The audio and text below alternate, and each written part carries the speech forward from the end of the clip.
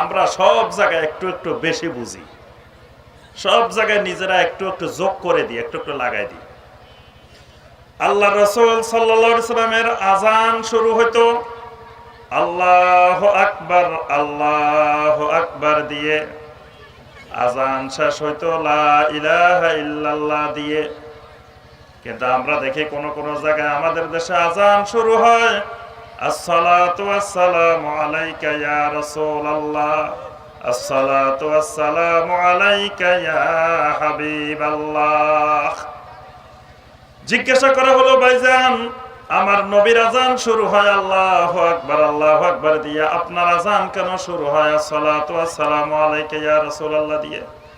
তো আরে মিয়া, নবী না হইলে আযান পাইতা কই? কার উসিলায় সিন্নি খাইছো, মোল্লা ছিল্লা না।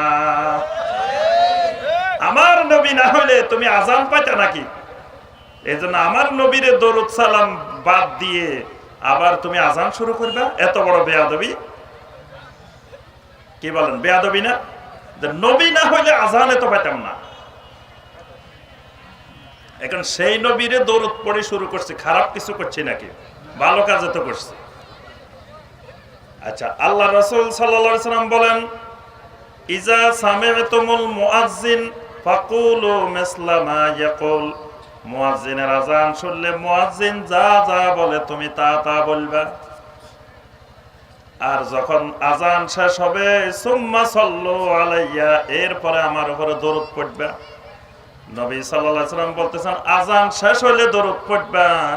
আমি বলি না, আমি এত বড় নবীর আশিক, নামাজ শেষ হওয়া পর্যন্ত, আমি আযান শেষ হওয়া পর্যন্ত অপেক্ষা করতে পারবো না, আমি আযানের আগে পড়বো।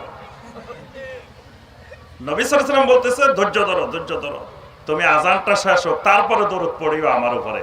আমি কই না, আমি এতক্ষণ ধৈর্য ধরতে পারবো না, আমি আযানের আগেই পড়ি ফেলবো। আচ্ছা বলেন, খারাপ কিছু হয়েছে এখানে?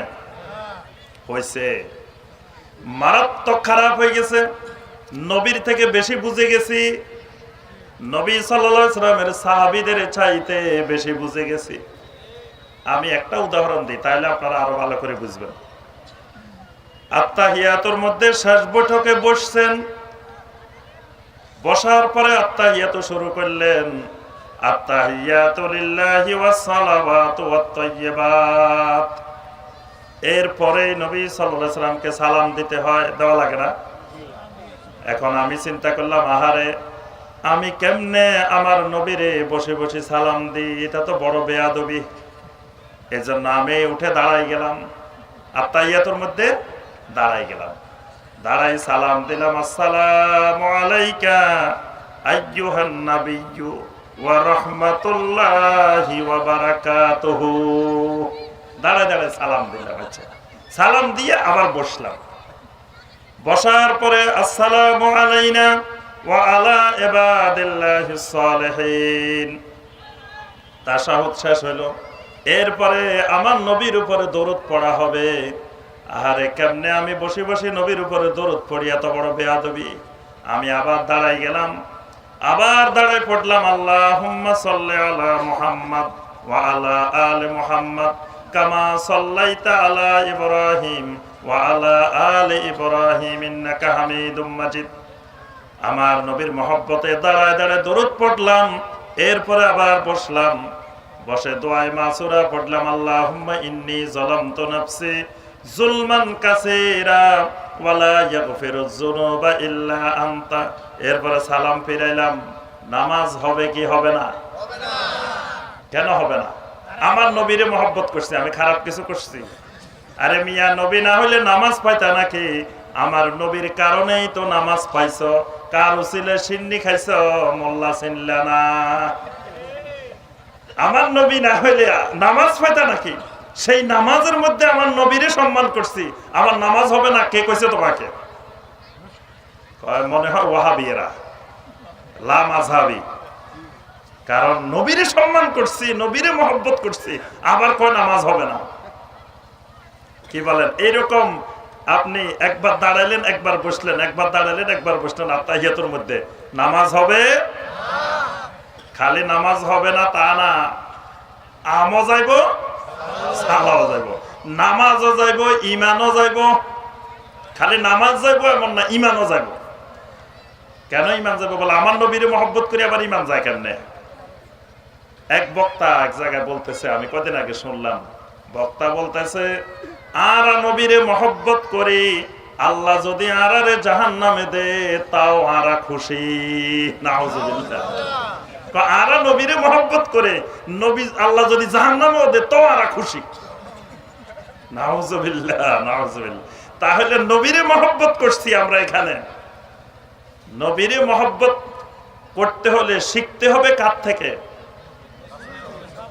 সাহাবীদের থেকে, সাহাবায়ে কেরাম থেকে শিখতে হবে কেমনে নবী সাল্লাল্লাহু আলাইহি সাল্লামকে মহব্বত করতে হয়। আল্লাহ রাব্বুল আলামিন বলতেছেন, বান্দা এখানে বসে বসে তুই আমার নবীরে সালাম দে, এখানে বসে বসে তুই আমার নবীর উপরে দরুদ পড়। আল্লাহ পাক বাধ্যতামূলক করে দিছে, বসাটা ফরজ করে দিছে। এখানে বসে থাক, দাঁড়াতে পারবি না। আমি কই না আমি আমার নবীরে এত মহব্বত করি, আমি বসে বসে সালাম দিতে পারবো না, বসে বসে দরুদ পড়তে পারবো না। আল্লাহ কয় তোর জন্য জান্নাতে নাই, জান্নাত হারাম করে দিলাম। আল্লাহর অর্ডার মানতে পারতেছে না, ইমানে চলে যাবে। এই জন্য নিজের ইচ্ছা মতো নিজের মন গড়া মহব্বত করা যাবে না। মন গড়া মহব্বত করলে, নিজের ইচ্ছা মতো মহব্বত করলে ইমানও যাবে, আমলও যাবে, সব যাবে। এই জন্য আজানের পরে নবী সাল্লাল্লাহু আলাইহি সাল্লাম বলছেন দরুদ পড়ার জন্য। দরুদটা আজানের পরেই পড়তে হবে, আগে পড়া যাবে না। আগে পড়লে নবী সাল্লাল্লাহু আলাইহি সাল্লামের আজানের ইত্তেবা হয় নাই, ইত্তেবার বাহিরে চলে গেছে। আল্লাহ রাসূল সাল্লাল্লাহু আলাইহি সাল্লাম বলতেছেন, ফাকুলু মিসলামা ইয়াকুলুল মুয়াজ্জিন, মুয়াজ্জিন যা যা বলে তুমিও তা তা বলো। মুয়াজ্জিন কয় আশহাদু আন্না মুহাম্মাদার রাসূলুল্লাহ, আমি কই সাল্লাল্লাহু আলাইহি ওয়াসাল্লাম। মুয়াজ্জিন কি সাল্লাল্লাহু আলাইহি সাল্লাম বলছে নাকি? মুয়াজ্জিন বলছে কি আশহাদু আন্না মুহাম্মাদার রাসূলুল্লাহ। নবী সাল্লাল্লাহু আলাইহি সাল্লাম বলতেছেন তুমিও বলো আশহাদু আন্না মুহাম্মাদার রাসূলুল্লাহ। কিন্তু আশহাদু আন্না মুহাম্মাদার রাসূলুল্লাহ আমাদের দেশে অনেকে কয় না, কয় সাল্লাল্লাহু আলাইহি ওয়াসাল্লাম। তো কয় এখানে নবী সাল্লাল্লাহু আলাইহি সাল্লামের নাম আসছে, তুমি দরুদ পড়বা না কেন? নবী সাল্লাল্লাহু আলাইহি সাল্লামের সাথে এখানে আশহাদু আন্না মুহাম্মাদান এর সাথে আছে রাসূলুল্লাহ। রাসূলুল্লাহ দরুদের মধ্যে সবচাইতে বড় দরুদ। রাসূলুল্লাহ মুহাম্মদ, এখানে খালি মুহাম্মদ না, মুহাম্মদের সাথে রাসূলুল্লাহ আছে। এই রাসূলুল্লাহটা সব দরুদের সেরা দরুদ। এখানে স্বীকৃতি দেওয়া হচ্ছে যে মুহাম্মদ সাল্লাল্লাহু আলাইহি ওয়াসাল্লাম আল্লাহর রাসূল। সুতরাং এখানে দরুদ পড়া সুন্নতের খেলাফ। এখানে নিজে মন গড়া মহব্বত করা যাবে না। এই জন্য ইত্তেবা হলো নবী সাল্লাল্লাহু আলাইহি ওয়াসাল্লামের সুন্নতের হুবহু কদম বকদম। যদি আপনি জুমার নামাজ কয় রাকাত? জুমার নামাজ হওয়ার কথা 8 রাকাত। প্রতিদিন যোহরের নামাজ পড়ি 4 রাকাত। শুক্রবারে ছুটির দিন, সেদিন তো নামাজ আরো বাড়ার কথা, কমার কথা না। কিন্তু উল্টা সেদিন 4 রাকাতের নামাজ হয়ে গেছে 2 রাকাত। আমি যদি মসজিদের খতিব সাহেব বলি, মুসল্লিয়ানে কেরাম শুনেন, আল্লাহ রাব্বুল আলামিন জুমার নামাজ 2 রাকাত ফরজ করছেন। নামাজ বেশি পড়লে কোনো অসুবিধা নাই, নামাজ তো ভালো কাজ, খালি পড়বেন। আজকে আমার মনে চাইতেছে আমার আল্লাহর আশকে, আমার আল্লাহর মহব্বতে, আমার নবীর মহব্বতে আজকে জুমার নামাজটা 4 রাকাত পড়বো। আপনারা পড়বেন ইমাম সাহেবের সাথে? কেন নামাজে না পড়বেন? খারাপ কোনো কাজ ইমাম সাহেব খারাপ কিছু করতে কইছে? ইমাম সাহেব কি কোনো খারাপ কোনো আমল, খারাপ কোনো কাজের কথা বলছে? ভালো কথা পরামর্শ দিছে যে 4 রাকাত নামাজ পড়বেন, 2 রাকাত বেশি পড়বেন। নামাজ বেশি পড়লে সওয়াব হয়, নামাজ বেশি পড়লে কম হয় নাকি? গুনাহ হয় নাকি নামাজ বেশি পড়লে? কি বলেন? নামাজ বেশি পড়লে 2 রাকাতের নামাজকে, ফরজ নামাজকে 4 রাকাত বানাইলে নামাজ তো হবে না, ঈমানও চলে যাবে, জাহান্নামে যাওয়া লাগবে। কারণ আমার নবী পড়ছেন 2 রাকাত, কিয়ামত পর্যন্ত জুমার নামাজ 2 রাকাত। যদি কেউ এখানে আর 2 রাকাত যোগ করে বলে আমরা নামাজ না পড়ছি, নামাজ বেশি পড়লে ভালো জিনিস। এজন্য আমাদের দেশে কোন কোন ভাইয়েরা কয় শোনো, তারাবির নামাজ 20 রাকাত ভালো না 8 রাকাত ভালো, আমরা তো বেশি পড়তেছি। কয় এরা নামাজ চোর, এরা নামাজ কম পড়ে। নাউজুবিল্লাহ। কয় এরা নামাজ কম পড়ে, এরা নামাজ চুরি করে। 20 রাকাত তারাবি পড়ছেন, ভালো কথা। 20 রাকাত পড়ছেন, এক রাকাতেও কোরআনে কারিমের কি তেলাওয়াত হয়েছে কিছু বোঝা যায় নাই। প্রতি রাকাতে প্রথম থেকে শেষ পর্যন্ত মুমিনান নাস মান ইয়াকুলু আমান্না বিল্লাহি ওয়া বিল ইয়াউমিল ওয়া মা হুম বিমুমিনিন। আল্লাহু আকবার। প্রথম দিক কিছু বোঝা যায় নাই, লাস্টে দিয়ে আসে ওয়া মা হুম বিমুমিনিন। আল্লাহু আকবার। প্রতি রাকাতে এই অবস্থায় 20 রাকাত পড়ছেন, ভালো কথা। আরেকজন সুন্দর করে তারতিল আকারে কোরআনে কারীমের সকল তাজবিদ রক্ষা করে, কোরআনে কারীমের তেলাওয়াতের নিয়ম কানুন রক্ষা করে 8 রাকাত পড়ছে। ওই 20 রাকাত ভালো না 8 রাকাত ভালো? আপনি 20 রাকাতে নাম্বার পাইছেন 0, আর উনি 8 রাকাতে নাম্বার পাইছে 95। দেখবেন একজনে পরীক্ষার মধ্যে প্রশ্নের আনসার সবগুলা দিছে, কিন্তু এমন ভাবে দিছে লেখাগুলো মনে হচ্ছে পিপিলিকার মধ্যে কলম দিয়ে কালি দিয়ে ছিঁড়ে দেওয়া হয়েছে। মনে হচ্ছে এমন লেখা, কি লেখা বোঝা যাচ্ছে না। চাইনিজ লেখা না জাপানিজ লেখা না বাংলা না আরবি, কিছু বোঝা যাচ্ছে না। আরেকজন লিখছে কম, কিন্তু এত সুন্দর করে লিখছে এক্সামিনার দেখেই বুঝতে পারতেছে ছেলেটা লেখাপড়া করছে, খুব ভালো লিখছে। কম লেখার কারণেও নাম্বার পায় বেশি। আরেকজন সব খাতা ভর্তি করে ফেলছে, নাম্বার পাইছে 0। এরকম ঘটনা ঘটনা। আল্লাহ পাক বলছেন ওয়ারাত্তিলিল কুরআনা তারতিলা, কোরআন তেলাওয়াত করো তারতিল আকারে, স্পষ্ট করে, ধীরে ধীরে। কিন্তু আমরা তেলাওয়াত করি উল্টা, বিপরীত।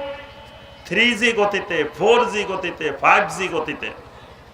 এমন তেলাওয়াত কিছুই বোঝা যায় না। নবী সাল্লাল্লাহু আলাইহি ওয়াসাল্লামের কিয়ামুল লাইল, কিয়ামে রমাদান সম্পর্কে আম্মা জান আয়েশা রাদিয়াল্লাহু তাআলা বলছেন ফালা তাসআল আন হুসনিহিন্না ওয়া তুলিহিন্না। বলছেন আমার নামাজ, আমার নবীর নামাজ, আমার নবীর কিয়ামে রমাদান সম্পর্কে, এটার সৌন্দর্য সম্পর্কে, এটার দীর্ঘতা সম্পর্কে তোমরা আমার কাছে জানতে চাইও না। কত সুন্দর হইতো, কত লম্বা হইতো। আজকে তারাবির নামে তামাশা করি আমরা, তারাবির নামে, খতম তারাবির নামে মহা তামাশা। কোরআনকে খতম করে দেওয়া হচ্ছে। খতম করা বুঝেন তো, মানে করে শেষ করে দেওয়া হচ্ছে, যে কোরআনের নাম নিশানা পর্যন্ত খতম করে দেওয়া হচ্ছে। যে এমন তেলাওয়াত, যেই তেলাওয়াতে কোরআনের শাব্দিক বিকৃতি, আর্থিক অর্থের দিক থেকে বিকৃতি, এমনকি কোরআনে কারিমের তেলাওয়াতের তারতিলের বিকৃতি। ইহুদি খ্রিস্টানেরা বিকৃতি করেছে ইউহাররিফুনাল কালিমা আম মাওয়াদিহি। তারা স্বস্থান থেকে কোরআন, আল্লাহর কিতাবকে, তাওরাত ইনজিলকে তুলে দিয়েছিল। আমরা কোরআনের আয়াতগুলো রেখেছি, কিন্তু তার তেলাওয়াত বিকৃতি করতেছি। তেলাওয়াত বিকৃতির দ্বারা অর্থের বিকৃতি করতেছি। এজন্য তেলাওয়াত যতটুকু করব তার তেল আকারে তেলাওয়াত করতে হবে। তেলাওয়াতের ক্ষেত্রে কোন ধরনের চোরামি করা। এজন্য যারা এই জাতীয় তেলাওয়াত করি তারা কোরআন চোর, কোরআনের তেলাওয়াত চোর। কোরআনে কারিমের তেলাওয়াত যেভাবে করার কথা সেই পদ্ধতিতে তার তেল আকারে তেলাওয়াত ছেড়ে দিছি। খালি রাকাতের পাগল কিছু আছে, দেখবেন খালি রাকাত গনে, রাকাত গনে। তারাবি মানে তাড়াতাড়ি। রুকুর মধ্যে গেলে একবারও সুবহান রাব্বিয়াল আযীম পড়া যায় না, সাজদার মধ্যে গেলে একবারও সুবহান রাব্বিয়াল আলা পড়া যায় না, বৈঠকের মধ্যে আত্তাহিয়াতুটাও পড়া যায় না, শুধু আল্লাহু আকবার, আল্লাহু আকবার, সামি আল্লাহু লিমান হামিদা, আসসালামু আলাইকুম ওয়া রাহমাতুল্লাহ, শেষ। মানে 20 রাকাত তারাবি 20 মিনিট, আরেকজনে 15 মিনিটে শেষ করে ফেলছে। কয় হুজুর, আমাদের মসজিদের যিনি, উনি খুব গরম হুজুর। কয় ভাই আমাদের, একজনে কয় আমাদেরটা গরম হুজুর। কয় আমাদের মসজিদে যে হাফেজ আছে একবার গরম হাফেজ। মানে এত তাড়াতাড়ি শেষ করে ফেলায়, যিনি যত আগে শেষ করতে পারে উনি তত। একজনের মুসল্লিরা জিজ্ঞাসা করে, হুজুর, হাফেজ সাহেব হুজুর, রুকুর মধ্যে একবারও সুবহান রাব্বিয়াল আযীম পড়তে পারি না, সাজদার মধ্যে একবারও সুবহান রাব্বিয়াল আলা পড়তে পারি না, আপনি কেমনে 3 বার পড়েন? কয়, শোনো, আমি হইছি কলেজ সেলাই, তোমরা হইছো হাতের সেলাই। আমি হইছি মেশিন, আমার কলেজ সেলাই, এটা এত দ্রুত চলে, এটার সাথে তোমরা পারবে না, তোমাদেরটা হলো হাতের সেলাই, এই জন্য তোমরা পড়তে পারো না। আল্লাহু আকবার। আল্লাহ রাসূল সাল্লাল্লাহু আলাইহি ওয়াসাল্লাম কিয়ামুল লাইলের মধ্যে, কিয়াম রমাদানের মধ্যে রুকুতে গেলে মনে হতো যে তিনি যে উঠবেন এটা ভুলে গেছেন। এত লম্বা রুকু হইতো, এত লম্বা সাজদা হইতো। আজকে নবীর উম্মতেরা এত দ্রুত রুকু, এত দ্রুত সাজদা, এবং 2 রুকু থেকে সোজা হয়ে দাঁড়ানো, 2 সাজদার মাঝখানে বসা, এগুলোর কোনো খবর নাই। নবী সাল্লাল্লাহু আলাইহি ওয়াসাল্লামের ইত্তেবা সকল আমলের ক্ষেত্রে।